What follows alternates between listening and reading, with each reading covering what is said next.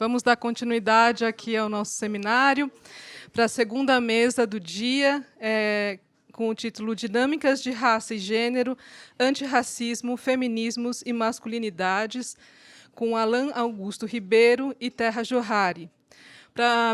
Quem vai fazer a mediação do encontro é a Alina Leal. Eu vou fazer uma breve apresentação da Alina. A Alina é doutora em Filosofia pela Universidade de São Paulo e professora da Universidade Regional de Blumenau, FURB.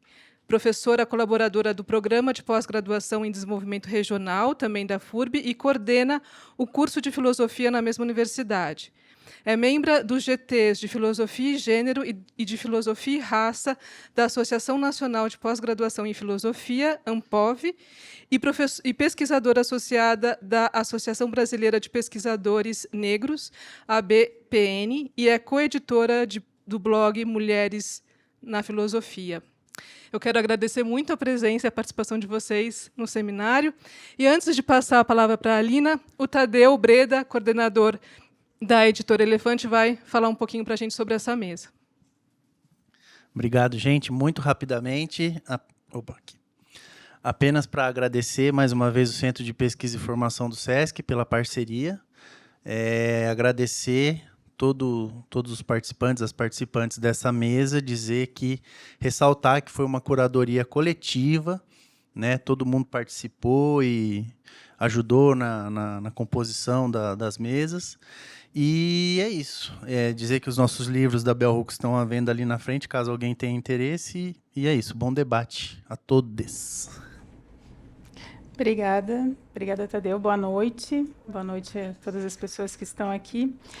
Também quero agradecer, enfim, eu acho que é uma experiência ímpar, essa que a gente está tendo hoje aqui. Agradecer à Editora Elefante, na figura do Tadeu, agradecer ao SESC e agradecer a todas as pessoas presentes e essas pessoas maravilhosas que compõem as mesas, né? Todas são maravilhosas. Antes de apresentar, né, as pessoas, o Alan e a Terra, eu queria só, talvez, fazer uma conexão com o que foi falado e algumas questões que surgiram, que depois talvez eu aprofunde, né, a própria questão dos feminismos negros, né, porque eu estou sendo muito interpelada para falar a respeito dos feminismos negros e, sobretudo, para falar do meu posicionamento, né, as nossas experiências sempre entram aí, né. Mas, assim, com relação à mesa anterior, maravilhosa, né? Mas tem, eu acho que a própria questão da interdependência que a Bell Hooks traz em algumas das suas obras, que é o seguinte: eu também, da notícia da morte de Bell Hooks, eu tive a mesma, diferente, mas a mesma experiência contraditória, vamos dizer assim, né?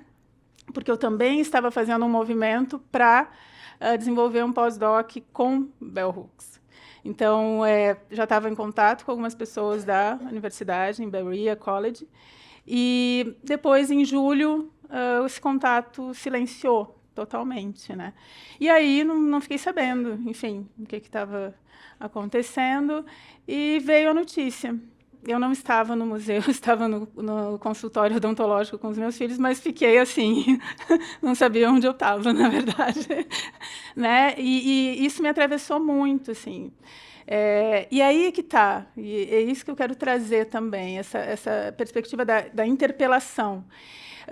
Me atravessou, e aí eu também tenho uma ligação com a Marileia, porque me identifiquei muito também com as palavras da Marileia no prefácio, né, de Erguer a Voz. Eu já tinha lido outros textos antes, mas a experiência da Marileia, que foi narrada ali quando eu estava na biblioteca nos Estados Unidos e leu um texto de Bell Hooks, que teve que ir para casa, né, para chorar, é isso, assim. Eu acho que Bell Hooks fala ou causa isso. E o que é esse isso, né? Essa interdependência, essa conexão, essa identificação, não a partir de identidades fixas, mas a partir desse fluir. Então, eu acho que isso aqui que está acontecendo é esse fluir, né? E que a gente consiga entender essa experiência a partir não só da gente de forma individual, mas dessa conexão que Bell Hooks nos traz e que nos leva a Bell Hooks. Eu acho que é muito importante a gente entender. Então, não é pura e simplesmente o individual. E aí passa um pouquinho pela pergunta do Charles, né? O que a gente faz quando a gente se dá conta de algumas coisas, né? Sim, o que a gente faz em termos individuais tem a ver com a consciência que a gente desenvolve do nosso lugar nesse mundo, que é sofrido, né? E aí que é a dificuldade, aí que está a dificuldade da gente conseguir agir. Mas é muito interessante, porque, pelo menos na minha experiência, um primeiro momento foi realmente esse de o que eu vou fazer com tudo isso?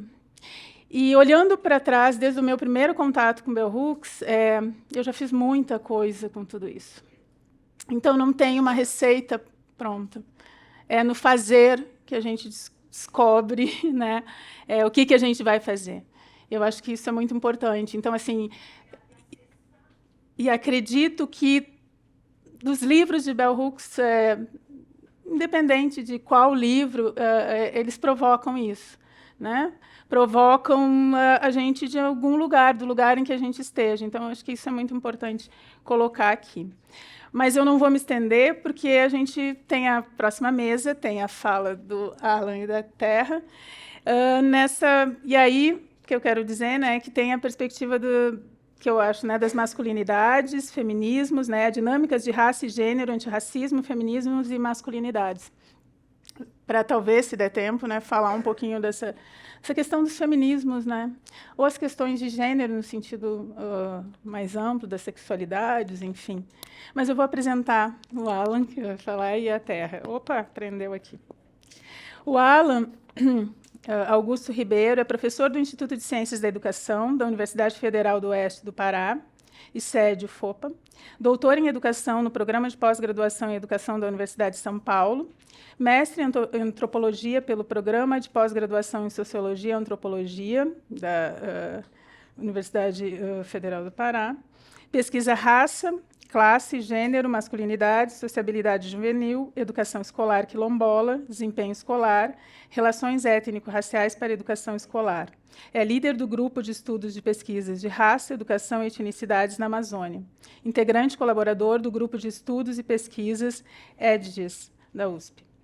A Terra Johari é mestre e doutoranda em Antropologia Social pela USP, pesquisadora de performances e memórias negras, trans e travestis, graduada em Direito pela USP, atualmente trabalha como analista de políticas públicas na Secretaria Municipal de Cultura de São Paulo, também realiza trabalhos independentes como modelo e performer, é filha da Casa de Candaces, na comunidade Ballroom Cena Kik de São Paulo. Muito obrigada. Passo a palavra primeiro para o Alan e depois para... Pois bem, boa noite a todos, todas e todos.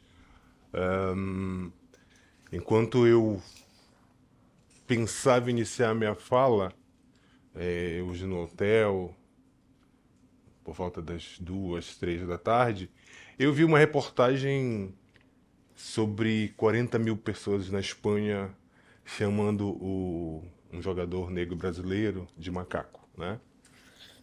E, como a autora sobre a qual nós falaremos hoje é uma autora que toda hora te interpela, aquilo também me interpelou, né? Então, antes de agradecer a organização do evento, ao Tadeu e aos colegas, né, que permitiram com que eu viesse do meio da Amazônia, né, onde, neste exato momento, você tem novamente a invasão da Praia de Alter do Chão, aquela praia bonita que alguns de vocês conhecem, por alguns resquícios de mercúrio decorrentes do minério. Isso também me interpela porque eu vou falar do contraditório aqui, né? Então, eu estou atento tanto às experiências crescentes coletivas de demonstração de racismo explícito, estou atento à destruição da minha terra, destruição efetiva, destruição prática, né? Mas E essa contradição se encontra em 2018, 2019, vocês devem recordar, quando São Paulo fica tomada por uma nuvem cinza de poluição, que tem relação com as duas coisas. A destruição ecológica é um produto do racismo e é um produto do capitalismo.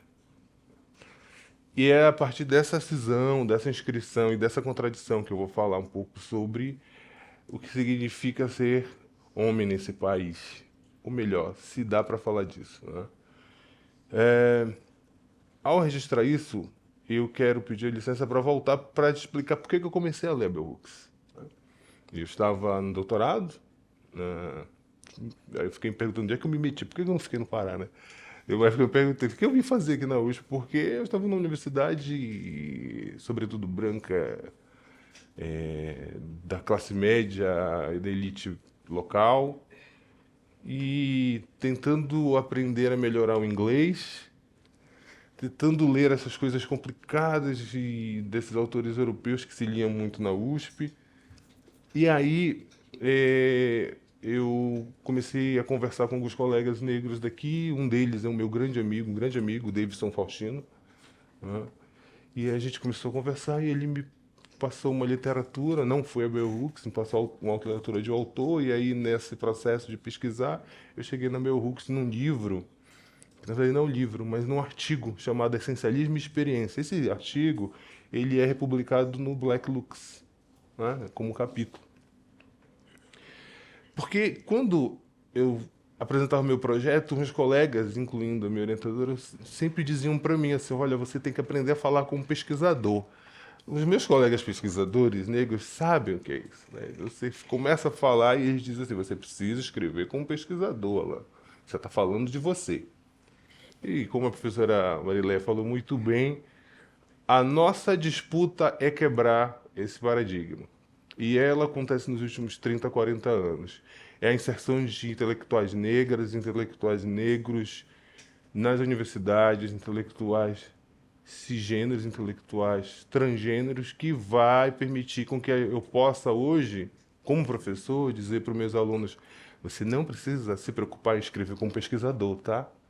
Eu posso falar com meus alunos quilombolas, dizendo assim para eles: ó, você pode falar como quilombola, como pesquisador, como professor, no teu texto acadêmico. Então foi isso que a Bell Hooks me permitiu. Quebrar essa dicotomia colonial, onde a gente escreve como uma persona, que não é nem a gente. Né? Então, quando eu começo a ler esse texto em especial, Essencialismo e Experiência, em inglês, ao mesmo tempo estou pensando no que eu precisava responder na minha tese, que era pesquisar homens negros de classe média, eu também entro de cabeça e começo a ler tudo que eu podia ler dela. Eu tenho que confessar que eu baixei tudinho na internet. Tudo que eu pude em inglês, eu fui baixando na internet. 2013, 2012, tá, Tadeu, por favor. Está sendo gravado. Brincadeira. 2013, 2012, eu vou baixando tudo que eu podia na internet e começo a me apropriar dela, né? E ela começa a me dar respostas, que não são só respostas para a minha tese. Eu precisava escrever uma tese. Eu espero que, quando vocês tiverem essa experiência, elas vão entender o que é isso. E eu começo a ter algumas respostas. Então, o primeiro ponto que eu quero levantar é que Bell Hooks, para mim, me ajuda a produzir conhecimento de excelência. Ela me ajudou a construir pesquisa acadêmica de qualidade a partir de uma outra referência que não eram as referências dos autores, apenas os autores da antropologia clássica. Embora eu adoro os autores da antropologia clássica. Eu adoro o Pritchard, eu adoro ler esses caras, eu só adoro, mas eu não estou dizendo que ao adorá-los, eu acho que eles me ajudam. No caso, eles não me ajudaram, mas eu li todos, né? Então, porque eu não saí de uma dicotomia para entrar noutra, né? Então, esse é o motivo que me faz ler. Eu precisava resolver um problema acadêmico, mas também eu precisava resolver um problema pessoal. Eu brinco com alguns colegas negros daqui de São Paulo, com os quais eu tenho muito contato, sobretudo o Davidson, o Tiago, o Tago, não sei se vocês conhecem o Tago. Eu não tenho como não conhecer o Tago. Se eu entrasse ali, tu não ia saber que é o Tago. Que é o seguinte, eu precisava resolver problemas que eu só consigo visualizar no deslocamento. E esse deslocamento acontece em São Paulo. Então, eu precisei entender por que a minha mãe, né, teve 5 filhos com 4 homens diferentes e por que isso era um dado de muitas mulheres negras da periferia da Amazônia. Mulheres negras têm filhos com vários homens e nenhum desses homens fica em casa. Aí eu tenho um outro dado, que é a experiência de homens que reproduzem isso na minha geração. Né? Falava hoje, mais cedo com a Marileia, que quando eu vou tentar explicar isso nos meus textos, vou dizer que meu celular está dando um bug aqui. Quando eu vou tentar explicar isso no meu campo, porque eu acabei estudando meninos negros de classe média em Belém, eu vou perceber que esse padrão não se repete. Então, os homens negros de classe média estavam nas suas casas, criando seus filhos ou suas filhas, e muitas vezes nós tínhamos uma segunda geração de homens negros de classe média que estavam em suas casas. Tá? Então, inicialmente, eu fui levado a entender o seguinte: será que é um problema de classe, não racial? E aí eu me vi diante de um conceito que eu precisava resolver, que era esse conceito de masculinidade, que naquele momento eu vou ler como é que se produz um homem. Então, em resumo, masculinidade me ajuda a entender como é que se produz um homem. E quais são as circunstâncias locais que produzem os homens. E, sobretudo, como é que mulheres, brancos e negros ajudam a produzir os homens negros. Né? Porque também eu estava atento e queria estar sempre atento para desconectar homem de masculinidade. Há essa conexão em certos autores brasileiros, né? E eu estava instigado a desconectar. Eu não acho que há uma conexão direta, homens negros e masculinidades. Se assim fosse, né, nós não teríamos autores como Leonardo, que está discutindo masculinidade trans, que está desconectando homem cis de masculinidade. Né? Nós não teríamos alguns estudos sobre masculinidades que estão estudando masculinidade negras entre mulheres lésbicas negras. Então as coisas estão desconectadas. Não é uma questão de conexão do corpo do homem negro cis com o conceito. Tudo isso que eu estou falando, eu estou pensando aqui nas 2 teses fundamentais da Bell Hooks quando ela escreve sobre masculinidade. Quando vocês forem comprar os livros da Elefante, depois a gente recerta, viu, Tadeu? Lá fora. Vocês vão perceber que, desde da margem ao centro, ela está escrevendo sobre masculinidade. Então, em 84, ela já está escrevendo sobre masculinidade. Em 92, ela vai escrever um artigo fundamental no Black Looks, que é o Olhares Negros, que está lá na saída da Elefante. Depois a gente acerta, tá? E ela vai também retomar de maneira mais robusta em 2007 com o Agente da Hora aqui. Inclusive, depois eu vou falar sobre isso aí. Eu preciso falar, viu, Tadeu, colegas? Eu vou falar. Mas depois. Que é o We Will Cool. Então, para tentar entender essa desconexão que ela já começa a instigar.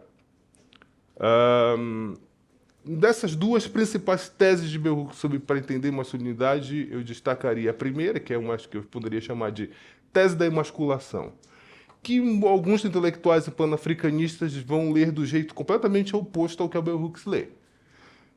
E alguns intelectuais negros, né? Dentre eles, um com o qual ela treta, que é o Robert Staples. Se você for olhar os textos dela, ela não precisa falar que é ele, mas é ele que ela está batendo. Né? Que é um autor que vai dizer, olha, qual é a tese do Robert Staples? Olha, o problema dos homens negros é que nós não temos poder. O Robert Staples vai dizer isso lá. E ela vai dizer, não, ela vai investir. Não é esse o problema. O problema é qual é o poder que vocês querem ter. Que é a tese da emasculação. Então, é não poder. Essa tese me ajudou muito a entender a realidade desses meninos negros de pais negros de classe média que estão, algumas vezes, traduzindo esse não poder na competição com os colegas brancos de classe média, sobretudo por posições, cargos na iniciativa privada e alguns locais do emprego público, né, do funcionalismo público. Então, essa primeira tese, a tese da emasculação, já começa lá em 84, mas ela vai elaborar melhor, tá, em 2007. Só que tem a segunda tese dela, que seria a tese da chamada aprendizagem histórica da masculinidade patriarcal. Então ela vai dizer, lá em 92, eu concordo com alguns autores que estão dizendo assim, os homens negros aprenderam a ser homens desse jeito aqui nos Estados Unidos, esse jeito virulento, afirmativo, em que ser homem negro demanda ter poder, porque eles aprenderam isso com os brancos europeus, né? Ela vai, inclusive, citar um autor, o Ivan Van Sertima, que é, inclusive, meu vizinho. Tô brincando, vou explicar por que ele é meu vizinho. Porque ele é da Guiana Inglesa, da Amazônia. Então, ele, de certo sentido, é o meu vizinho. Né? E ele vai escrever America Before Columbus, né? América antes de Colombo, e ela vai usar muito essa referência para dizer, tem um problema aqui. Essa masculinidade da aprendizagem histórica. Seria, se para a gente adequar ao Brasil, seria uma espécie de sobrevivência do passado, que é a tese trazida pelo Florestan, pela Escola de São Paulo, e que depois é contestada pelos estudos do Rosenbaum. Essas são as duas teses principais com as quais ela vai dialogar. A da emasculação, o não poder, e da aprendizagem histórica. Só que ela não vai fazer isso dessa maneira tão simples como eu trouxe.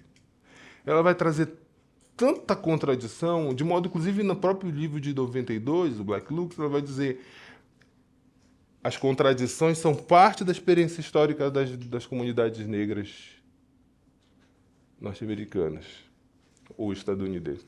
Escrever essa masculinidade é inscrever a contradição. Por quê? Porque em 92 ela vai trazer um dado que é o seguinte, que é essa discussão. Ela vai dizer, olha, ao final da escravidão nos Estados Unidos, as mulheres negras vão dizer, olha, eu não vou entrar nesse mundo da liberdade submetida aos homens negros, eu não vou. Só que, a Bell Hooks traz isso, eu quero que você me proteja. É óbvio, ela está falando do 19, mas ela está falando de uma contradição. Em 2017, ela retoma muita coisa do livro do Reconstruído Masculinidade Negra, que está no Olhares Negros. Vou falar Olhares Negros, tá? Vou falar a tradução, tá, Tadeu? Vou falar. Você vai ver ela conversando com os intelectuais negros norte-americanos, Martin Delany, né? Vai falar um pouco com o Martin Luther King, vai falar um pouco com o Frederick Douglass, ela vai dialogar com esses caras.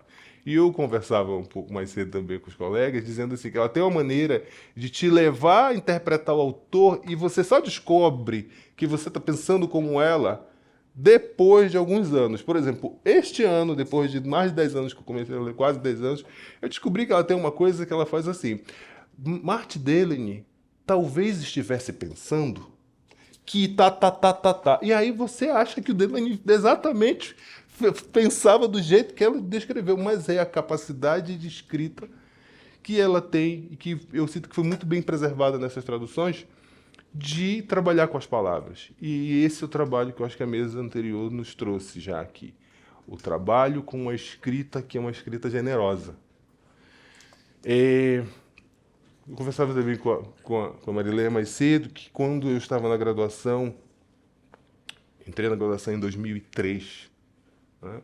Eu lembro que os meus professores diziam a favor das cotas, num tempo sem cotas, nas universidades, que diziam assim, e alguns intelectuais que defendiam as cotas na universidade diziam a presença da população negra trará novos saberes, você lembra disso, né? A presença da intelectualidade negra trará novas experiências para a universidade. Eu não quero esquecer disso. Eu sei que muitos de vocês não esqueceram, mas alguns de nós esqueceram. Porque alguns de nós estão reproduzindo. E aí eu vou para um ponto onde a Bell Hooks trabalha muito bem no A Gente é da Hora, que é como alguns homens negros não reproduzem. Mas ela não diz isso de maneira elogiosa, ela diz isso é um trabalho cotidiano, da experiência cotidiana de contestação. Então, a nossa presença na universidade brasileira contesta um conjunto de pensamentos, conjunto de ideias, conjunto de maneiras de fazer, o proceder e o formar, sobre os quais a gente ainda não tem dimensão. Eu acho que a gente não tem dimensão do que a gente transformou na universidade brasileira. É isso que eu penso. A gente fez muita coisa em 30 anos. Intelectuais negros, mulheres, as mulheres, os intelectuais transgêneros. A gente fez muita coisa, só que a gente não está tendo tempo de medir. Eu falava mais cedo com você um pouco isso. Eu, como único professor negro no meu departamento, tenho 18 orientandos de graduação. Por que eu tenho 18 orientandos? Porque os nossos colegas brancos da universidade, alguns deles, não mudaram as referências. Então, o meu aluno quilombola, que eu estou falando do Tapajós, tá, pessoal? Metade do Pará, eu brinco assim, metade é formado por populações negras e quilombolas indígenas, o Pedro foi meu aluno lá, e a outra metade também. Eu estou falando de uma população negro-indígena. E aí, veja bem, eles vão me procurar. O que isso implica? Implica que eu vou trabalhar mais, implica que eu vou adoecer mais, implica que eu vou ter menos tempo, tá? Literalmente eu vou ter menos tempo. Só que este é o trabalho da produção intelectual negra no Brasil. Não gostaria que fosse assim, que nós tivéssemos 18 orientandos, que nós tivéssemos essa demanda por trabalho. Mas ele é o resultado das ações afirmativas. A Bell Hooks é resultado das ações afirmativas. São os intelectuais negros, né, Marilê? Que a gente brincava hoje, a gente leu por fora, né? A gente ia lá por fora, né, Alex? O Alex fala muito isso. As xerox clandestinas e os downloads clandestinos que nos fazem levar para dentro das nossas disciplinas, reformular emendas, discutir dentro dos departamentos, reorganizar PPC. Isso é o trabalho chato da burocracia. E a gente faz esse trabalho chato da burocracia para trazer autoras como a Bell Hooks. A minha emenda da minha disciplina, eu estou lendo Bell Hooks. Mas eu jamais imaginei que fosse ler Bell Hooks quando estava na graduação.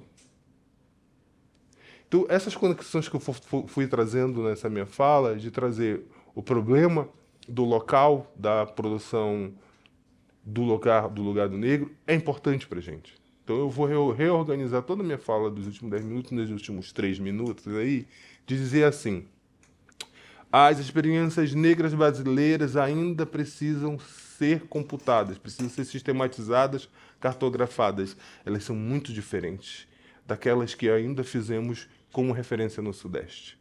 Tá? É no Tapajós que eu vou encontrar pessoas se dizendo negríndias. Eu tenho alunos dizendo, ele se declara lá. Aí é o problema, porque tem lá o IBGE, ele marca lá no cigarro, que ele é negro, mas ele, na autodeclaração, ele declara negríndio. Eu preciso entender o que significa isso. Ou pretíndio. Eu vou precisar... É o Bell Hooks que me faz perceber que, com a ideia de pensar na contradição, é que me permitiu perguntar uma vez para uma autora muito importante para todos nós, que escreveu não vou escrever o texto, mas enfim, ela é importante, e aí eu vou dizer para ela assim: professora, e se o corpo negro não tiver um cabelo crespo, vale? Vale a negritude? Né? É uma pergunta para a gente fazer. Deixa ele. Então, e para encaminhar o final da minha fala, tem uma última das coisas que eu tenho pensado com a Bell Hooks ultimamente, que é como é que eu trago a arte para o debate das masculinidades. Né? Então, que é uma maneira, inclusive, de tentar dialogar com outros autores. Então, eu também convido a gente a nos aproximarmos dos artistas negros, em termos de método de produção de texto. Tem um monte de artista negro muito bom e a gente precisa trazê-los para a escrita acadêmica. Eu não acho que é para escrever sobre eles. É para escrever com os artistas negros. Então, essa é a minha última mensagem. Obrigado.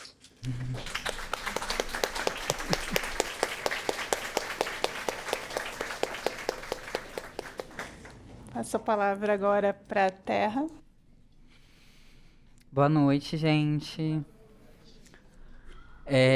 Vou aproveitar, acho que o Alan terminou a fala dele de uma forma assim que até já traz um pouco pro gancho da minha, né? Que eu também vou contar um pouco de como é que eu conheci a Bell Hooks, né? E foi através de um texto que foi o Vivendo de Amor, que o Alex citou, né, na fala dele, que eram Intelectuais Negras e Vivendo de Amor, que se tinha ali. Mas isso acho que já foi um pouco depois, né? Foi em 2014 para 2015. E foi quando a Companhia Os Crespos, que é um grupo de teatro negro aqui de São Paulo, que foi o grupo que eu dialoguei, né, durante o meu mestrado. E produzi o meu mestrado a partir desse diálogo, desse aprendizado com essa companhia, né? Estava produzindo uma peça chamada Cartas a Madame Satã, Me Desespero por Notícias Suas, que inclusive foi a primeira vez que eu vi o Alex falando quando estava tendo um seminário que estava no processo de produção da peça ainda, né? Porque, enfim, os Crespos eles fazem pesquisa cênica, né? Fazem toda uma pesquisa teórica também, vão levando isso para os ensaios, né? Tipo, para experimentação performática corporal. E é muito sobre esse texto ele trouxe para mim muito essa referência de pensar sobre o desejo, sobre intimidade, sobre afetividade, sobre sexualidade, né? Nessa perspectiva histórica relacionada com os impactos da escravidão, né, tipo, que tem o Vivendo de Amor, ele trata muito disso, né, tipo, dos impactos da escravidão nas formas de se vivenciar a afetividade. E foi um momento bem importante para mim também, pessoalmente, né, acho que todo mundo aqui, como a Bell Hooks, a gente traz a nossa experiência pessoal e quebra um pouco essa divisão, assim, né, de tentar produzir um conhecimento objetivo, porque a gente está implicado, a gente assume, né, a gente banca isso. E acho que, enfim, foi um momento de muita... Enfim, né, eu estava passando por um processo de transição, estava passando por várias questões relacionadas à minha vivência de gênero. E foi algo que, tipo assim, trouxe esse despertar para mim, né? Acho que a Bell Hooks, ela traz esse despertar, ela traz esse lugar vivo, né? Ela é uma autora muito instigante que... Acho que a Marileia também tocou bastante nisso na fala, que é a questão de tirar a gente da zona de conforto e de levar a gente para novas descobertas sobre a nossa subjetividade, né? E, enfim, essas questões, acho que minha fala vai tocar muito nesses pontos, né, relacionados à sexualidade, afetividade, erotismo, justamente porque, enfim, acho que talvez sejam os pontos que eu mais me interesso na obra da Bell Hooks, né? E de gênero também, assim, de certa forma. E, assim, tava escrevendo, né, corta para 2022, eu tava escrevendo o prefácio do livro da Bell Hooks, um dos livros que vai sair, acho que vai sair, né? Enfim. E aí, enfim, tava lá empacada no prefácio, né? Aquele momento que você tá escrevendo e que não sai nada e que você começa a entrar em desespero. Eu falo assim, nossa, preciso... Na verdade, já tinha saído alguma coisa, mas tava um texto super acadêmico, assim. Eu tava falando, não tem nada a ver com Bell Hooks isso daqui, porque ela não é esse o lugar que ela... Né, que ela exerce muito, assim, de vir com aquele academicismo, assim, né? Ela vem numa linguagem que é muito direta, é muito, sabe... muito acessível, assim, né? Tipo, pra uma discussão ampla e que também tem muito conteúdo. E aí, tipo, eu resolvi passar ali no... Uma amiga eu tava até participando dessa programação, assim, de um festival que tratava justamente sobre sexualidade. E eu fui lá, tinha várias atividades corporais, assim, eu dei uma aula de yoga, etc, né? Falei assim, nossa, eu devia estar escrevendo o prefácio, mas estou aqui, né? Mas, assim, trazer para o corpo, né? E eu acho que isso a Bell Hooks faz muito, é trazer para a experiência do corpo, para a experiência corporificada. E viver ali aquela experiência do corpo. Inclusive, foi uma experiência de, tipo, falar sobre sexualidade não só pelo viés do prazer, sobre o viés de, ai, nossa, que delícia, mas também no viés dos desconfortos que a gente vivencia, do viés das coisas que muitas vezes a gente, né, a sexualidade também é um lugar de muito desconforto, né? Porque a gente, principalmente quando a gente tem esses marcadores que nos desumanizam nessa sociedade, tipo assim, a gente tem que lidar com muitos desconfortos e sustentar muitos desconfortos, sustentar muitos falar não, né? E acho que é isso que a Bell Hooks mobiliza, assim, né? Esse lugar de, às vezes, falar não, né? Às vezes se contrapor, às vezes desafiar uma certa imagem que está sendo colocada para a gente, assim. E foi a partir dessas vivências corporais que eu consegui voltar lá para escrever o prefácio e escrever de uma outra forma, que estava muito mais conectada com essa dimensão do desejo, com essa dimensão da paixão e do risco, que é uma coisa que eu acho que está muito presente nesse trabalho dela, que é um trabalho que está mais latente para mim agora, né? Porque, enfim, eu estava estudando ele bastante, mas acho que tem muito dessa dimensão, né? Uma dimensão que ela mesma se coloca como apaixonada, uma mulher apaixonada por ideias, apaixonada por uma perspectiva de transformação dessa sociedade, né? E uma mulher que se coloca em risco, né? Uma mulher que assume esse lugar de falar da experiência pessoal dela na escrita.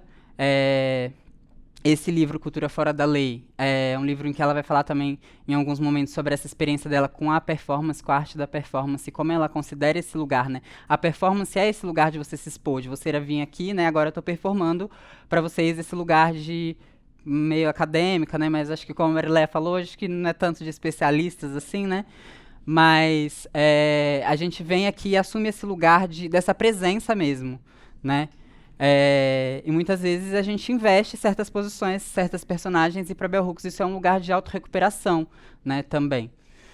Então, assim, bom, enfim, né, essa é uma introdução, assim, para contextualizar um pouco da minha aproximação com a Bell Hooks, quais são os temas na obra dela que mais me instiga, que mais me leva a me mobilizar, né? E acho que talvez um outro ponto que cabe eu dizer aqui seja que é a questão da crítica cultural da Bell Hooks, né? Que também é um dos pontos que mais me... Tanto é que o Olhares Negros também é um dos livros que eu mais gostei de ler, que eu já li mais, né? Porque eu gosto muito dessa perspectiva que tem em Anseios, que tem em Olhares Negros e que tem em Cultura Fora da Lei, que é a Bell Hooks dialogando com a cultura popular, com essa cultura, entre aspas, que eu não gosto dessa palavra, de massa, né? Eu acho que, enfim, existem críticas a isso, né? Raymond Williams, etc. Mas, tipo, essa cultura que, tipo assim, tá nos filmes, tá na televisão, né? Hoje em dia, acho que, tipo assim, quando eu tava escrevendo, eu pensei muito nessa questão das redes sociais, né? Porque a gente tá cada vez mais consumindo imagens numa velocidade astronômica, né? E essas imagens, elas vão influenciando a forma como a gente se posiciona no mundo, vão influenciando a forma como a gente se organiza em comunidade, vão influenciando a forma como a gente se vê, né, como a gente se posiciona identitariamente, né, e a Bell Hooks, como já foi ressaltado, ela nunca não tem essa ideia de uma identidade fixa, né, uma identidade em movimento, uma identidade em transformação. Ela contesta essa ideia de identidades herméticas, assim, fechadas, essencialistas, né, e acho que esses processos dela de análise da crítica cultural vão pensar muito sobre isso, né? Sobre como é que essas noções de diferença, como é que a alteridade vai se produzindo, né? Quando a gente vai consumindo essas imagens e essas referências e vai, de certa forma, muitas vezes reproduzindo isso. Então, um dos conceitos que ela trabalha aqui, por exemplo, nesse livro é o conceito de olhar opositor, quando ela vai pensar sobre o olhar das mulheres negras que vão ao cinema, né? E ela vai conectar isso também com o contexto da escravidão, né? Que, enfim, quando o ato de olhar, né? Tipo, olhar, encarar diretamente alguém, e isso depois da escravidão também, né? Porque, enfim, acho que isso é uma coisa que perdurou muito, né? Olhar era visto como um ato de desafio, né? Você encarar alguém. E é isso que ela está conectando com essa ideia de olhar opositor, né? Quando você vê essas imagens e você não consome essas imagens passivamente, você pensa, não é essa imagem que eu quero ver sendo representada, né? Tipo, não é essa imagem da sexualidade de uma mulher negra que eu me identifico, eu não acho que essa imagem diz respeito a toda a diversidade de experiências que existe, por exemplo, né? Então, assim, acho que ela está muito atenta a esses processos, né? Não é que a Bell Hooks, acho que a Bell Hooks ela tem uma preocupação, sim, com a questão mais econômica mesmo, né? Tipo, revolucionária, assim, tipo, né? Tipo, talvez no sentido mais tradicional do marxismo, mas ela entra nessa discussão sobre o campo das representações, sobre o campo das imagens, sobre o campo dos imaginários sociais, e sobre como é que essas diferenças vão sendo produzidas aí, né? Então tem um conceito que, tipo assim, eu gostaria muito de trazer nessa fala, que é também que ela desenvolve nesse livro, Olhares Negros, que é a ideia da comodificação da diferença, né? Então, a Bell Hooks está falando em que contexto, né? Puxando um outro gancho.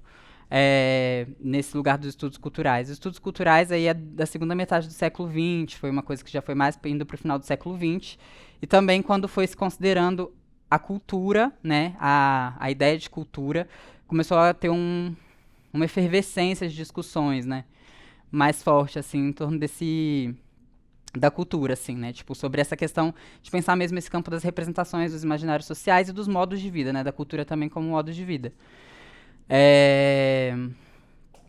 E, enfim, em se tratando desse contexto, é um contexto que teve uma expansão das tecnologias de comunicação, né, que fez com que, tipo assim, globalização, entre aspas, né, tipo, pega o Stuart Hall lá em Centralidade da Cultura, que é um texto que eu usei para fazer esse prefácio também, e ele vai contextualizar muito esse contexto dessa virada cultural como, na verdade, uma retomada do tema da cultura que já estava presente em autores de tradições variadas no pensamento social, e isso foi sendo renovado e retomado.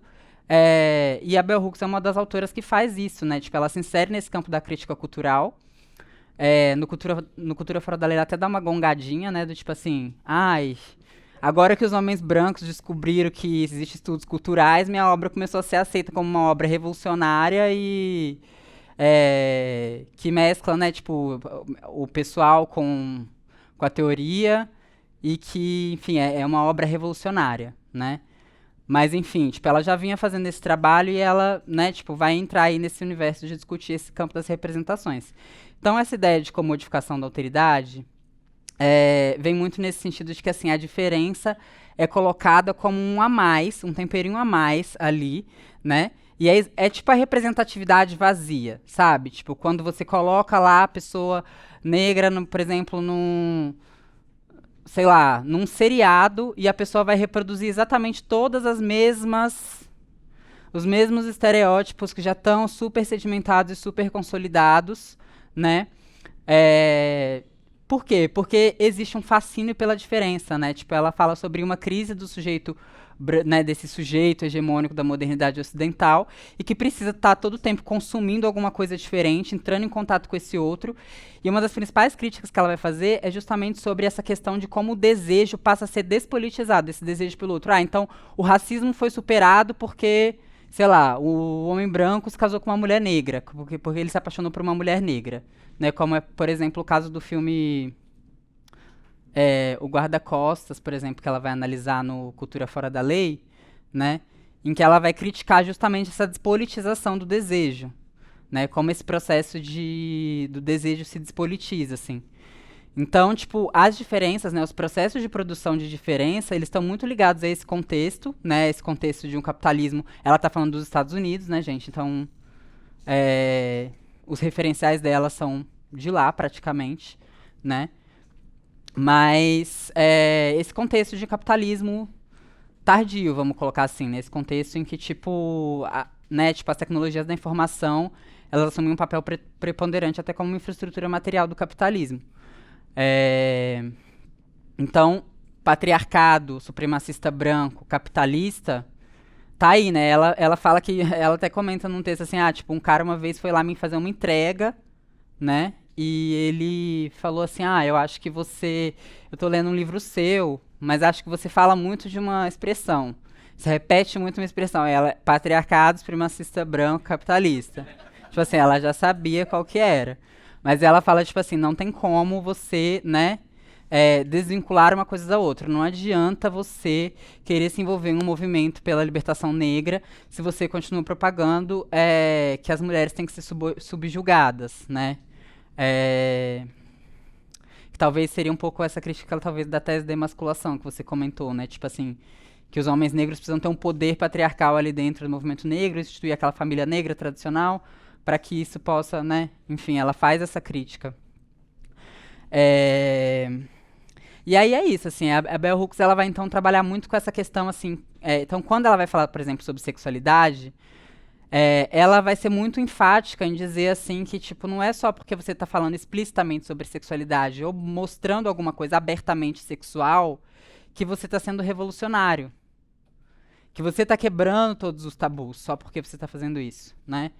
E aí por exemplo, uma das referências que ela critica muito fortemente é a Madonna, né? Então, aí isso a gente vai pegar, tipo assim, as críticas. A Bell Hooks tem alguns momentos que ela entra em embate, assim, com essas figuras de um suposto feminismo, né, que para ela não seria realmente um feminismo, que são mulheres brancas que se colocam no centro de um protagonismo, né, e se reivindicam como a representante do feminismo, desconsiderando muitas vezes que o feminismo, na verdade, né, e os feminismos são lutas históricas, coletivas, né, enfim, socialmente enraizadas e que tem pessoas que vieram antes, né? Você não é a iluminada que chegou e descobriu, né, quebrou os paradigmas de gênero, assim. Então, por exemplo, né, só citando esse exemplo da Madonna, então ela vai criticar, tanto aqui ela vai falar sobre o filme Na Cama com Madonna, né, quanto na Cultura Fora da Lei ela vai falar sobre o livro Sex, né, que foi um livro que a Madonna lançou lá quando ela lançou aquele álbum Erótica, não sei se vocês conhecem. E é um livro que mostra, tem várias imagens sexualmente explícitas, né, mas o que ela vai criticar é que a Madonna explora, por exemplo, a questão do sexo homossexual, tipo, mulheres lésbicas e tal, só que ela se posiciona nas imagens como aquela mulher branca, casta, entendeu? Com um certo distanciamento daquele sexo promíscuo entre mulheres lésbicas, por exemplo, né? Ou, como é o caso, por exemplo, que ela tem uma foto com a Naomi Campbell nesse livro. Eu até procurei imagens do livro, até procurei o livro até pra comprar, mas é um livro super assim, tipo, sabe, esgotado, edições especiais, porque eu fiquei curiosa pra ver mesmo. E tem uma imagem que é a Madonna esguichando um hidratante na Naomi Campbell deitada assim, então, tipo, né, na Naomi Campbell, que é uma modelo negra, retinta, etc. Então, tipo assim, assim, em que medida realmente você tá questionando, né? Em que medida você está, enfim, trazendo uma representação revolucionária da sexualidade ao trazer essa imagem que é explícita, mas que muitas vezes ela só reencena a mesma cena de sempre, né? Então, por exemplo, quando ela vai falar sobre o livro Na Cama, o filme Na Cama com Madonna, quando ela pega os dançarinos que não são brancos e ela trata eles como se fossem disfuncionais, ou como se fossem pessoas que têm problemas familiares, famílias destruturadas, que ela é a mãe que precisa lá, tipo, trazer uma disciplina para a vida deles, entendeu? Então, assim, todas essas imagens que se constroem assim, tipo, tá, eu vou trazer pessoas não brancas, pessoas LGBTQIA+, ou gays, no caso, tipo assim, pra fazer parte disso aqui, mas, entendeu? Como é que essa representação está sendo constituída ali, né?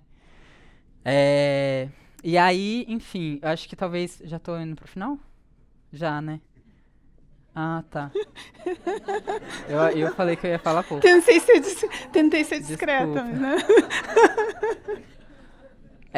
Não, é assim, aí eu acho que eu vou entrar no ponto, eu acho que esse ponto da contradição, né? Eu acho que somos pessoas contraditórias, somos subjetividades em movimento, temos nossas tretas, nossos BOs, né? E eu acho que, enfim, a questão, quando a Bell Hooks vai discutir a sexualidade das mulheres negras, nesse livro aqui, seguindo um pouco nessa coisa da comodificação da diferença, tem um texto que ela vai discutir sobre a sexualidade das mulheres negras, eu acho super complexo, sabe? Muitas vezes eu me incomodo com a Bell Hooks nesse ponto. E aí, tipo, eu entro um pouco num conflito, né? E aí eu vou, tipo assim, a Marileia sabe, porque eu já... Nossa, coitada, ela já me ouviu falando disso horrores. Mas, assim, um ponto que, tipo assim, eu queria problematizar um pouco na obra da Bell Hooks é como a Bell Hooks traz a representação, ou como ela lê, muitas vezes, a figura das pessoas... Eu vou falar das mulheres trans e travestis, para ser mais resumida, né? Não vou entrar em transmasculinidades nesse momento, que eu acho que, enfim, talvez a gente possa falar depois.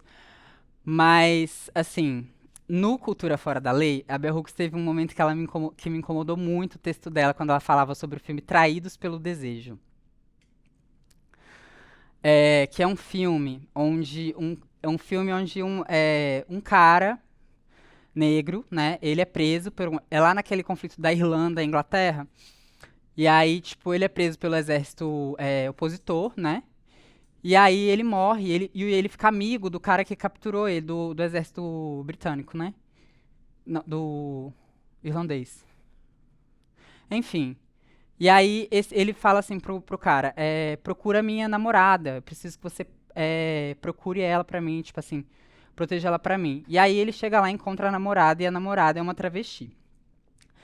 E aí, enfim, né, tipo, sem entrar em meandros do filme, mas só que tem um momento do texto que a Bell Hooks fala assim que no final a mulher branca ela morre, né, e a travesti tinha uma raiva da mulher branca, que a própria Bell Hooks acha que é uma fascista.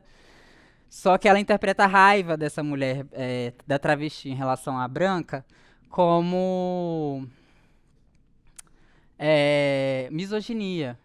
E chega um determinado momento que ela fala que no filme não tem espaço para mulheres, porque no final acaba ficando só os homens, porque a Jill, em última instância, é um homem. E aí, tipo assim, eu fiquei tipo assim, poxa, Bell Hooks. Mas tudo bem também, porque, assim, eu acho que no contexto dela, eu acho que tem milhares de nuances ali, né? Mas eu acho que no contexto dela, já tinha condições da Bell Hooks, assim, quando ela escreveu Cultura Fora da Lei, ela, acho que ela já tinha condições de ter uma visão mais abrangente disso, né? Acho que ela já tinha, enfim, acho que já existiam outras discussões que estavam acontecendo ali que davam condições para que ela pudesse ter essa visão, né? Acho que ela tem um problema mesmo. Aqui também, nesse livro, tem um texto que me incomoda, que é que ela fala sobre o filme Paris is Burning. Né? Não sei se vocês conhecem. Então, eu sou da cultura ballroom, então, tipo assim, no shade. Mas, assim, é um texto que me incomoda também, porque, em certa medida, ela vai... Ela não entende muito bem o que é a experiência de uma pessoa trans. Ela entende que aquilo ali é uma subcultura gay e ela não entende o protagonismo trans que existe ali dentro. E ela acha que dentro da ballroom, as pessoas estão querendo imitar só a subcultura, o capitalismo hegemônico, o patriarcado branco. Ela critica muito bem a forma como a diretora explorou a história, a diretora do documentário explorou a história daquelas pessoas. Mas ela enxerga só ali um lugar de subordinação, que as pessoas estão querendo almejar aquele ideal branco de riqueza, de, sabe, de morar num subúrbio e ser de classe média, né? Quando, na verdade, eu não acho que seja bem isso, assim, né? E eu acho que como ela própria coloca esse lugar da performance, né? É um lugar de multiplicidade, né? É um lugar de você explorar outros lugares, você se deslocar. Na ballroom tem categoria que vai desde o glamour até a marginalidade, sabe? Então, acho que existe ali uma limitação mesmo, né? Só que, como ela mesma diz também, ela não se coloca no pedestal, ela não acha que, tipo, as pessoas negras não podem discordar em público. Pelo contrário, ela defende que, tipo assim, a gente não tem que ficar criando bunkerzinhos pra gente poder discutir, a gente tem que poder falar abertamente sobre as nossas discordâncias. E, como a Marileia colocou, é o próprio método dela, né? Não ser condescendente. Então, acho que, enfim, coloquei um pouco aqui os meus incômodos também, justamente porque acho que é importante trazer isso, essas rasuras mesmo, porque somos múltiplos, somos complexos, somos contraditórios. Né? Das referências que eu usei muito para elaborar esse prefácio também foi a entrevista que a Marileia também me indicou para eu ver, né, tipo, que é a Bell Hooks conversando com a Laverne Cox, que é uma atriz trans que fez aquela série Orange is the New Blacks. E tem um momento que ela fala pra Laverne, e esse salto aí que você tá usando, esse loiro aí, você não acha que muitas vezes as mulheres trans reproduzem os mesmos ideais de feminilidade? Os ideais hegemônicos de feminilidade? Ela vem e fala assim, então, mas nem todas as mulheres trans querem usar esse salto e pôr esse cabelo loiro, né? Aí depois, num outro ponto da conversa, a Laverne Cox pega de novo esse ponto e fala, mas eu queria retomar aquilo lá, do salto e não sei o quê. Eu acho que a gente não tem que ficar falando que umas pessoas são mais feministas que as outras. Aí a Bell Hooks fala assim, mas tem pessoas que são mais feministas que as outras. Aí elas vão, mas assim, é legal porque, tipo, elas vão dialogando e vão problematizando. A Bell Hooks fala, tipo, nem tudo é uma escolha pessoal, né? Eu com a minha escolha pessoal, mas a sua escolha pessoal, como uma pessoa que tem uma plataforma de representatividade, influencia muitas pessoas, e realmente. Então, enfim, contradições, né? Vou encerrar minha fala aqui. Acho que é isso. Desculpa pela extensão.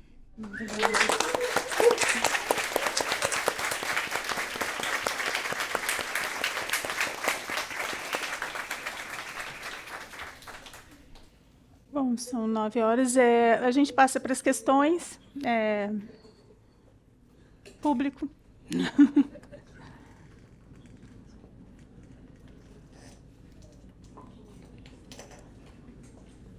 Olá, boa noite.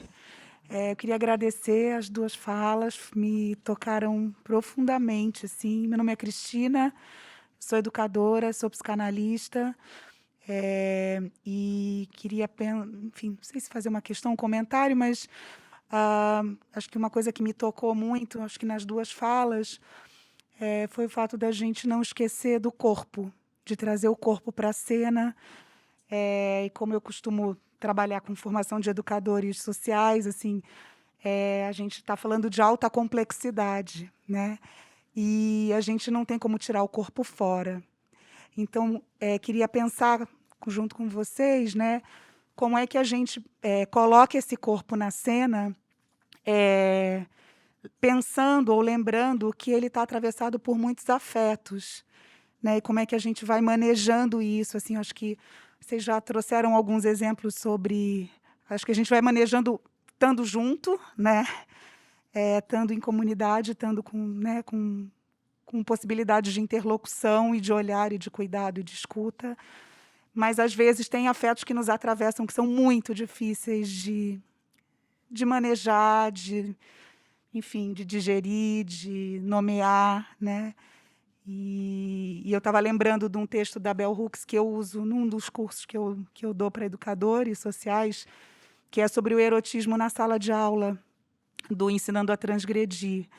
E que é muito interessante de pensar isso com os educadores, porque você pensa, o erotismo na sala de aula, eles já ficam, nossa, mas do que ela vai falar? E é um texto muito tocante para os educadores, assim, muito interessante. Mas fiquei pensando nisso, assim, como é que a gente vai manejando os afetos que nos atravessam e nos atravessam no corpo e que muitas vezes é difícil pôr nome, né? É isso. Alan? Quer? Vai fazer três perguntas ou vai direto? Bom, pode ser a sequência de 3?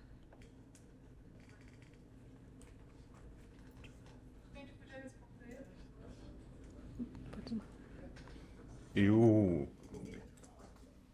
tá, o Vinícius. Eu evitaria tá. falar, porque eu já mediei a mesa, mas como ninguém perguntou, eu queria fazer uma provocação e uma pergunta, assim.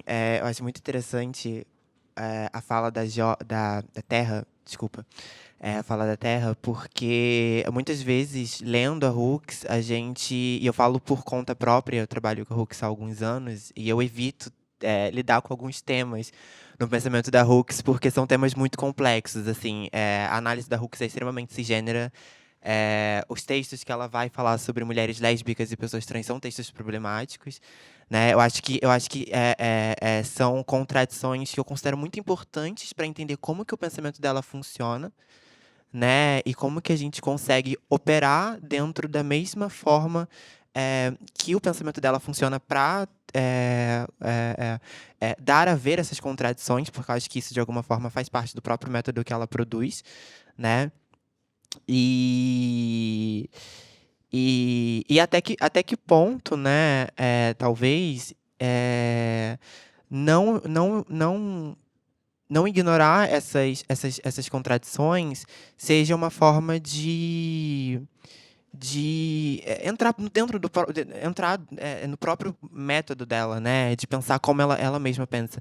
E aí eu queria perguntar nesse sentido pro Alan, como que a Hooks, de alguma forma, te ajuda a descolar a categoria do homem, né, que é uma produção, como que ela te ajuda a descolar essa produção histórica, que é o homem, da discussão de masculinidade, nesse sentido. Assim, eu queria entender um pouco melhor como que você faz essa análise, como que isso tem se dado, né, e como que essas dinâmicas, porque eu acho que são dinâmicas muito complexas e diferentes, sobretudo, elas se dão e como que você observa essas dinâmicas.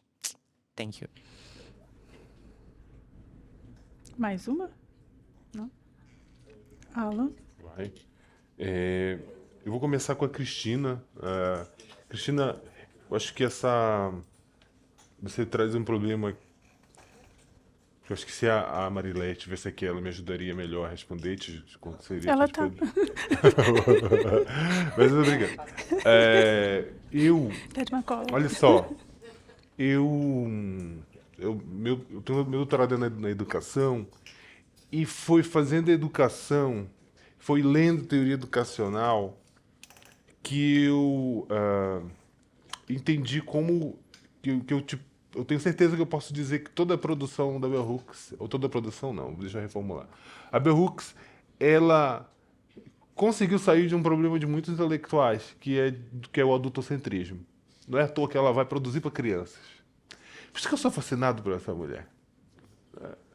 Ela falou assim, eu preciso produzir porque a minha produção é adultocêntrica. E nós temos eu estou vendo aí que está diante de uma nova fronteira. Né? Nós intelectuais negros, no momento, quando eu digo isso, nós intelectuais negros, eu estou pensando mulheres, homens, cis e trans, que permitiram, na prática, uma ampliação do mercado editorial brasileiro. Tá? Porque esses autores vão viabilizar, inclusive, a inclusão de parte de suas famílias no consumo editorial de livros. Porque eu só passei a comprar livro para minha família depois que eu entrei na universidade, me tornei o que sou, e minha família começou a entender. Realmente, ler dá algum resultado. Ele virou professor, está ganhando uma graninha, ajuda de vez em quando aqui no churrasco. Entendeu? Então, eu estou falando de coisas muito práticas. Então, nós temos um impacto econômico e tal, mas vou voltar. Então, eu tenho um filho autista preto. Eu brincava agora há pouco com o Alex de que o problema do meu filho não é que ele vai apanhar, é que ele bate. Mas eu estou muito preocupado com o modo como ele vai ser recebido na escola, porque ele é um menino grande. Ele tem 1,15 m, ele tem 4 anos. Dá para explicar. Ele é um menino que vai levar o que o Fanon chamava de aparição. Ele vai levar com ele o medo. Esse medo eu vou ter que... Nós que estamos nessa trincheira do debate educacional, a gente vai ter que discutir com nossos colegas que estão na linha de frente da escola pública, como é que a gente lida com esse corpo. Eu estou muito preocupado, é uma preocupação que caminha comigo, porque, ao mesmo tempo, nós temos um crescente problema de abuso sexual nas escolas, nós temos um problema de violência, nós temos esse problema. A minha leitura da tua pergunta me leva para como a gente cuida do corpo, se formando, entendendo como é que a gente tem que tomar o cuidado de não estigmatizar algumas crianças, né? Porque eu estou pensando nas crianças. Porque eu entendo que se a informação que muitos homens negros que aqui estão, que com certeza recebem, de que são ameaçadores, se ela for discutida, não estou achando que a gente vai resolver, não. Mas a gente tem que discutir essa imagem de corpo ameaçador. Ontem, enquanto eu andava um pouco ali pelo próximo do hotel, eu vi homens negros cuidando da entrada de grandes restaurantes caros ali da região da Paulista. Eles estão na segurança. O mesmo corpo que é a segurança é o corpo que é ameaçador quando ele passa na frente. É uma ambivalência que a gente vai ter que encarar analiticamente, né? Então, eu vou parar aqui porque eu acho que eu já vou trazer muita coisa. Agora, quando com o Vinícius, assim, a Bell Hooks vai dizer o seguinte, quando ela diz assim, olha, no texto de 92, quando ela diz mesmo, olha, quando ela faz aquela pergunta, existem homens negros, e ela usa essa expressão, tá? Isso, aficionados por esse formato de masculinidade pautado no dinheiro, no poder, né? Que ela chama de ethos of greed, ethos da greed, a ganância. Eu vi que eu dei uma admitida, que eu falei em inglês, mas não falei. Isso não é natural. Nós temos grupos de homens que estão se construindo nessa lógica, que foram construídos, mas nós temos os outros que não. Então não é natural. Esse descolamento desse formato de masculinidade patriarcal, capitalista, supremacista, branco, imperialista, é um grupo que tem. Ela está dando essa chave. Em 84, em 2007, mas também em 84, quando ela fala do irmão dela, quando ela fala That Gus, do pai dela, do Gus, quando ela fala do irmão, ela está dizendo, meu irmão é um sujeito sereno, que gostava de conversar, mas meu pai queria que ele fosse jogador de futebol, de beisebol e tal. Ela está me dando essa chave, dizendo assim, olha, as coisas não estão conectadas. São duas maneiras de ser homem. E essa diversidade que ela está chamando a atenção. E em 92 ela chama essa atenção para dizer assim mesmo, olha, de escola, porque existem diferentes maneiras de dizer homem negro. Cabe a mim, a você e a quem estuda o tema, investigar, porque nós somos muito diversos. E aí, para finalizar a resposta para você passar para a Terra, eu ontem estava com meu irmão andando na Paulista, ele mora em Jundiaí, com um companheiro. É um homem de 95, um homem negro, preto, escuro, né? E eu é um homem, não é um homem que passou pelo mundo acadêmico, não tem esse vocabulário, esse verbete acadêmico e tal, enfim, não é um homem intelectualizado nesses termos mais formais. O companheiro dele é o primeiro homem negro com quem ele teve relacionamento. Todos os homens negros, todos os homens com quem ele teve relacionamento eram homens brancos. E tem um momento que o marido dele foi ao banheiro, eu perguntei a si mesmo. Eu perguntei de um jeito que não foi o jeito que eu perguntei de jeito mais chulo, que é a conversa de irmão. Falei, vem cá assim mesmo, por que tu casou, primeira vez que tu casou com um preto, né? O que é diferente? O meu irmão, do jeito dele, não vou dizer o que ele disse, mas o que ele disse do jeito dele é o seguinte, é que ele me entende. Ele me entende. Mas o meu irmão descobriu fazendo. Porque, afinal de contas, é coisa que a gente aprende fazendo. É isso, mano.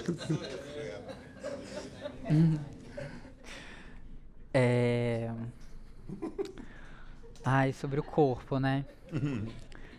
Gente, assim, é isso. Eu acho que o que a Bell Hooks traz na obra dela é uma escrita, esse desafio de corporificar a escrita, né? De trazer o corpo na escrita. Quando ela sempre começa, sempre não, mas quando ela começa os textos dela, evocando, por exemplo, uma experiência pessoal dela, o que ela sentiu ali naquele momento, o que foi um incômodo que desencadeou ela a pensar alguma situação, é justamente esse lugar de não jogar o afeto para debaixo do tapete.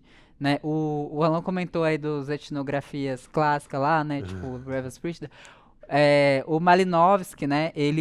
O Malinowski escreveu lá Argonautas do Pacífico Ocidental, que é uma obra que é considerada meio que um pioneirismo do método etnográfico, né? Porque nem foi porque ele queria, mas acabou tendo uma guerra, ele ficou lá.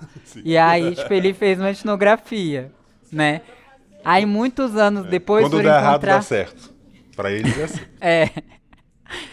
Muitos anos depois foram encontrar o diário dele, da época que ele estava lá. Então ele escreveu todo aquele texto acadêmico, E quando foram encontrar o diário dele, enfim, tudo veio abaixo, porque eram várias visões bem racistas mesmo que ele tinha sobre aquela comunidade que ele viveu durante um tempão, né? Então, assim, esse lugar de colocar o afeto para debaixo do tapete é o que a Bell Hooks não faz, né? Ela traz o corpo pra frente, assim. E isso é uma coisa que, como eu falei antes, eu acho que é um lugar de risco que elas colocam, né? Porque quando você tá em performance, quando você coloca esse lugar, você tá num lugar de risco. Você assume, você banca, né? Tipo, esses incômodos, você banca esses desconfortos, você banca esses afetos. Às vezes são afetos também positivos, né? Tipo, ela vai falar tanto sobre o amor, enfim, tipo, sobre esses sentimentos. Mas, tipo, que não é exatamente afeto, mas, enfim, tipo...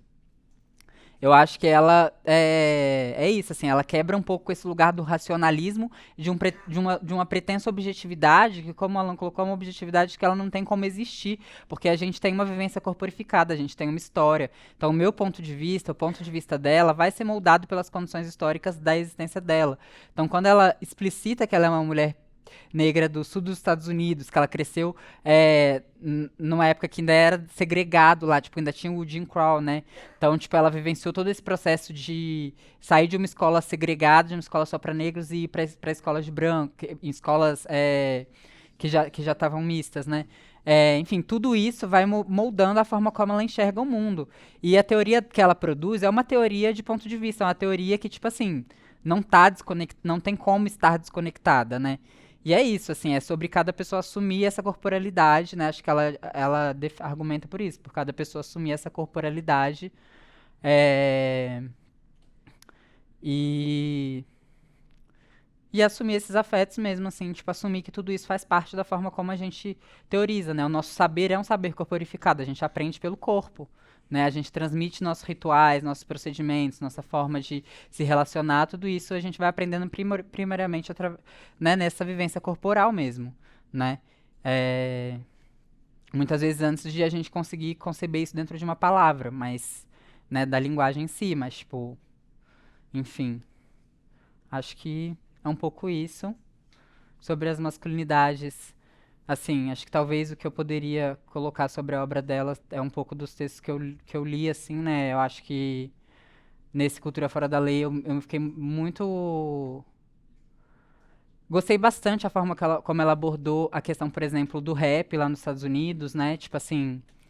Que é isso, é não essencializar o lugar do homem negro como esse lugar da violência, né? E que muitas vezes existe uma reprodução justamente dos valores de uma sociedade que é capitalista, patriarcal, supremacista branca, né? Que acaba reverberando porque todo mundo está em contato com esses valores, né? Todo mundo está imerso dentro do capitalismo, dentro da supremacia branca, né? Do racismo, do patriarcado. Então, assim, né? Estamos suscetíveis a isso, assim. Então, tem um texto também nesse livro que ela conversa com o Ice Cube, que é um rapper lá dos Estados Unidos, e que é muito legal esse texto, porque eu acho que pica a entrevista dela com a Laverne Cox. A Bell Hooks, ela alfineta, ela fala, ela, tipo, ela é bem importante, você vai ver as entrevistas dela, ela, tipo assim, ela não, sabe, ela não passa pano, não, ela fala mesmo. Então é legal essa entrevista com ele, né? Porque é muito os dois num pique de conversa, assim, tipo, muito, sabe, muito aberto mesmo, assim, tipo, muito disponível, né? Pra dialogar. Enfim, mas acho que, sei lá, tem um texto que eu acho, uma coisa que eu acho legal do texto dela sobre Paris is Burning aqui, é que ela comenta uma experiência dela da infância de experimentar a masculinidade, né? Então isso eu acho que é uma coisa muito legal, assim, sobre como ela experimentou na infância dela a masculinidade e brincou com esse lugar de drag, né? Que ela relata como uma experiência de performática numa entrevista, que foi uma experiência de autorrecuperação para ela, porque muitas vezes assumir esses lugares de criar personagens e de transitar em outros espaços possibilita isso, né? A gente questionar a nossa própria identidade, questionar como a gente se vê. E eu acho muito legal, assim, né? Que é um exemplo, por exemplo, de como ela fala de masculinidade sem falar de necessariamente de homem, né? Porque ela não se identifica como um homem, mas enfim, ela experimentou ali, né? Tipo, ela brincou ali na infância dela com esse lugar da masculinidade, assim, né? Enfim, é isso. Obrigada. Eu queria fazer alguns comentários para encerrar, né, essa mesa, em função do que vocês trouxeram e dos questionamentos. Com relação aos corpos, eu acho que tem uma coisa que a gente tem que entender, né? A gente tem que cuidar dos corpos. Eu fiquei pensando nesse exemplo que você trouxe. Só que esse cuidado não pode envolver uma negação dos corpos. A gente tem que tentar não negar esses corpos. E isso é difícil dentro dessa, enfim, supremacia branca, tudo isso. Daí não lembro de todas, assim, agora. Mas eu acho que isso a gente tem que estar atentos. E um outro ponto que eu acho que está funcionando é que a gente tem que se enxergar em todo o processo. E aí eu vou um pouco no que você falou da própria perspectiva da Hooks. Eu acho que a gente tem limitações. E por que a gente tem as limitações, gente? Porque a gente está dentro dessa sociedade. Né? E somos reprodutores, né? Daí no ex, que inclui. Por mais que a gente pense criticamente a respeito de várias questões. E eu acho que a gente conseguir reconhecer o quão difícil é a gente sair dessa teia já é um passo aí. Para a gente ficar... prestar atenção, e é um trabalho diário, né? Nas nossas ações. Não é lendo um livro de Bell Hooks que a gente vai mudar a nossa forma de pensar. Né? Não é levantando uma bandeira um dia e se dizendo feminista negra, ou o que quer que seja, que a gente vai conseguir mudar. É no dia a dia. E sabe por que tem que ser no dia a dia? Porque é no dia a dia que a gente está o tempo todo sendo ali. Alguém está dizendo o que a gente é. Né? Essa cultura supremacista, eu vou dizer no geral, ela é o tempo todo, né, imposta a nós. E eu vou trazer o meu exemplo. Gente, eu sou do sul do Brasil. Tá? Quando você fala de políticas de ações afirmativas, essa discussão, e eu sou professora de uma instituição, eu sou professora, né, sou funcionária pública, mas numa instituição que é comunitária, então ela é paga pelos estudantes, né? Então, assim, ela tem esse status, não chega a ser comunitária, mas, enfim, é uma situação peculiar.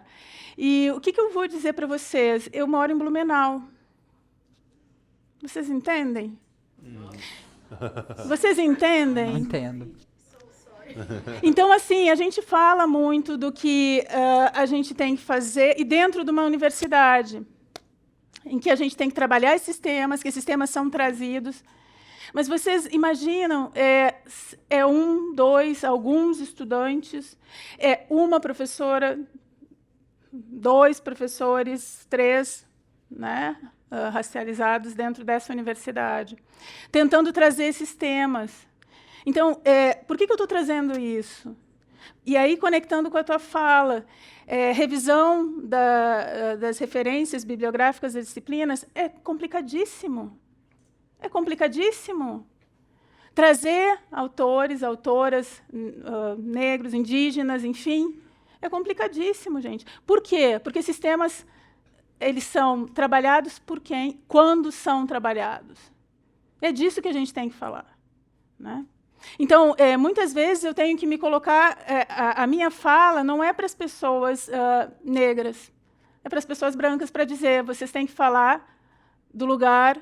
Vocês vão falar, podem falar, mas vocês têm um lugar de fala que não é se apropriando desses autores, dessas autoras, né? Assumindo só como objetos de pesquisa, se distanciando. Então, para mim é muito importante trazer isso, porque a experiência é muito mais difícil e contraditória, né, do que a gente talvez possa imaginar, né? E há essas diferenças aí. Então, é muito importante a gente entender que é no dia a dia. É no dia a dia que as coisas... que a gente tem que retomar. Eu mesma tenho que retomar, muitas vezes, a minha visão com relação a várias coisas. Né? Porque, enquanto uma mulher... minha família é gaúcha, né? Então, minha vivência é toda do Sul.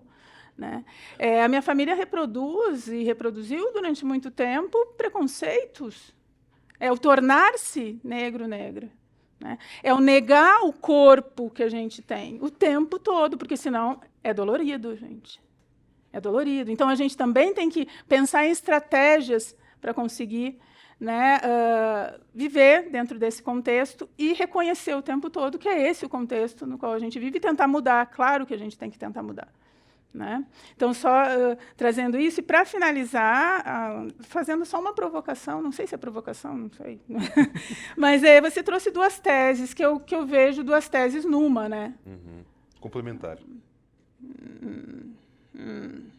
Eu vejo assim, você vê desse jeito. A gente discorda. Não, estou brincando.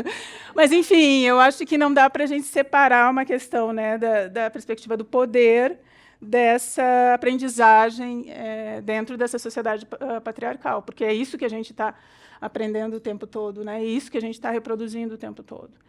Então, gente, para finalizar, eu assim, agradecer a presença de todo mundo, agradecer essa mesa maravilhosa, a mesa anterior também maravilhosa. A gente pensar assim, que é difícil, mas a gente tem que, sim, fazer alguma coisa e se enxergar no processo. Tá? Mais do que apontar o dedo para fora. É isso. Muito obrigada.